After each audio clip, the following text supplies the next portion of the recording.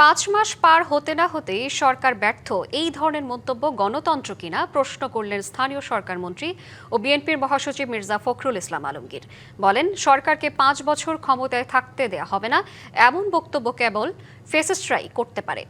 রাজধানীর তেজগাঁওয়ে একটি হোটেলে টেলিভিশন এডিটর্স কাউন্সিলের উদ্যোগে টেকসই গণতন্ত্রে গণমাধ্যমের ভূমিকা শীর্ষক সেমিনারে এসব কথা বলেন মির্জা ফখরুল। এ সময় বিরোধী দলকে রাজপথে নয় বরং সংসদে এসে কথা বলে সমস্যা সমাধানের আহ্বান জানিয়েছেন বিএনপির মহাসচিব।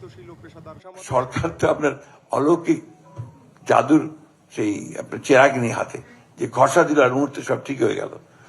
সরকারকেও তো চেষ্টা করতে হবে। হ্যাঁ, সরকারকে অবশ্যই আপনারা সবসময় রাখবেন, চোখে চোখে রাখবেন। সরকার ভুল করছে সেটা তুলে ধরবেন, কিন্তু তাকে সময়ও দিতে হবে। তো কেউ বলে না সরকারের 4 মাসের অর্জন কি, সাফল্য কোথায়, এই কথাটা নিয়ে কিন্তু কেউ আলোচনা করলেন না। নগদ নিয়ে এলো হার না মানা হার অফার। সর্বনিম্ন 10,000 টাকা রেমিটেন্স নগদে পাঠালে থাকছে স্বর্ণের হার জেতার সুযোগ।